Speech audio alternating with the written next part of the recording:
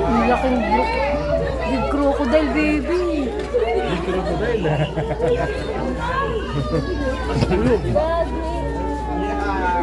Crocodile.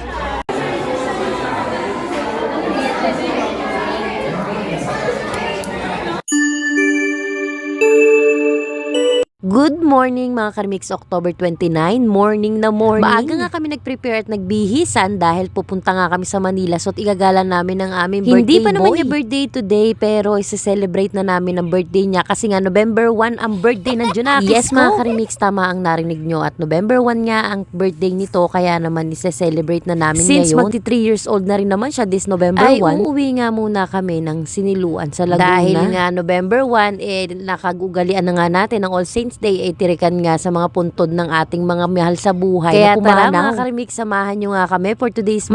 Masyadong maaga para mag-celebrate, diba mga Karimix? Pero okay lang yun. Since umuwi nga ako ng Dubai at nagkaanak ako, nagka-pandemic. Simula nga nun hindi pa ako nakakauwi ng Siniluan ng as in November 1 para magtirik ng kandila sa mga mahal namin sa buhay sa Laguna. Kaya naman naisipan na lang namin na October 29 na igala ng aming Junakis at celebrate na rin yung birthday niya since ito naman ang gusto niya, makita ang mga animals. Lalo na nga ang elephant. Sa sobrang excited nga ng Junakis ko, talagang maaga siyang bumangon. Ngayon nga mga ninong at ninang open ang Gcash ko para sa inyong inaanak. Char. Wala nga tayong shot puno or barikan nga sa Batangas. Gusto nga at ma-appreciate ng bata muna ang ating uunahin. Dahil siya nga ang magbe-birthday. Anyway mga Karimix, na ito nga at nakasakay na kami sa bus. Nag-commute lang kami, tama ang nakikita nyo. Nag-commute lang kami dahil wala namang kaming car. At napakabilis naman ang biyahe dahil walang traffic dahil Sunday din today. At ngayon na nga lang ulit kami nakapunta ng Manila. Last nga namin yung pumunta kami ng Macan Hills. Kasama na rin namin ng Junakis ko noon. At dito na nga kami bumaba sa Buendia. Dahil magtataksi na nga lang kami papunta sa mismong Manila, so dahil malapit na lang naman yung dito. Wala pa rin pagbabago sa Buendia nung huling punta ko rito, ganun madali nga kami nakasakay ng taxi dahil may mga nakatigil nga dito mga taxi driver. At himala in fairness, hindi sila namimili. At 63 pesos nga lang ang naging total ng aming binayaran sa taxi dahil malapit na nga lang. Pwede rin naman kami mag-LRT kaya lang mahirap na umakyat sa hagdan. At mas mapapabilis pa nga kami pag taxi. O eto nga at maya-maya ay nandito na nga rin Welcome kami. To Manila Zoo, my baby Junakis namin bunso. Hindi ko alam bakit napakahilig ng batang to sa animal at saka sa dinosaur. Sino relate sa ating mga mommy or daddy or parents na naman ang anak nila ay mahilig sa mga animals? Nagtataka na nga ako dito sa anak ko. Akala mo napakatanda na unlike sa ibang bata na mahilig kay Cocomelon, kay JJ. Siya ay ibang-iba talaga. Walking nga kami papunta sa entrance. Pagkapasok nga namin sa entrance, dire-diretso na rin nga kami dahil nakabook naman na kami. Yun nga kagandahan mga Karimix pag gusto nyo or plano nyo igala sa Manila. So ang mga Junakis nyo ay magpabook na kayo no at early. Mag-payment na rin kayo dahil nasa website din naman nila kung paano ang pagbabayad. Para hindi na nga rin hassle para dire-diretso na nga kayo dahil mag-o-online pa rin kayo pag nandito na nga kayo. Kahit advantage nga ng paid ka na at nakabook ka na, dire-diretso ka na lang at yung screenshot ng QR code mo, ipe-present mo lang yon at i-scan nila. 300 pesos per head ang entrance dito lalo kung hindi naman ikaw resident ng Manila. 3 and up years old na yon. Pagpasok nga namin, syempre unang-una at bumungad nga sa amin ang elephant. Na gusto ngang makita ng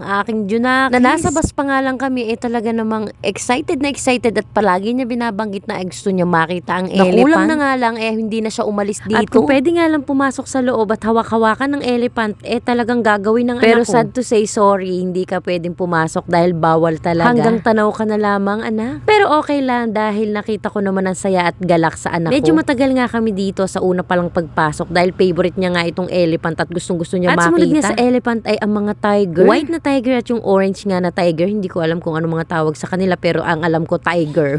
O basta tiger. At hindi naman interesado tong Junakis ko nga sa tiger at may hinahanap sa iba. Kaya naman lumipat nga kami dito sa kabila at nakita nga namin ang hinahanap zebra. Nga rin namin yung giraffe na nakalagay din naman dito sa nakapaskil dito na merong giraffe pero kaya wala. Naman yung anak ko dismayado. At maya-maya nga may lumabas na ostrich kaya naman nalibang na naman siya. At syempre sabi nga ng Junakis ko, next mami, next. At natanaw nga namin at nakita namin ang lion. Ang cute ng lion kahit mukha siya nakakatakot. Parang ang sarap-sarap din nilang hawakan, yun nga lang talagang hindi pwede at nako, sigurado, putol ang kamay mo. At next na naman daw. Umikot nga kami dito para makita yung mga ibon. Ang mga ibon nga na mababa ang lipad, char. Na iba-ibang ang kulay. Yung Junakis mo nga na panay next, wag ka at lagi namang pakarga sa daddy niya. Sadya namang napakainipin ng batang ito manang-mana sa akin. Isa nga sa nagustuhan ko dito ay yung place nila na maaliwalas at maganda rin naman. Sa part na nga ito ay yung iba't ibang uri ng ibon. At dito talaga ako natuwa sa napakahaba ng nguso ng ibon na ito. Nakalimutan ko kung anong ibon to. dito. Nang makita nga niya ako, bigla siyang lumayas. At sa pag-ikot nga namin ay natanaw na namin itong baby crocodile. Akala ko nga ito lang yung crocodile, pero meron pala sa bandang unahan na sobrang lalaki. Nung una nga talagang medyo parang nahihiya sila, pero maya-maya lulutang at magpapakita rin kayo. Tatlong inahin ata ng crocodile to dahil sa sobrang lalaki. At maya-maya pa nga nagpakita ang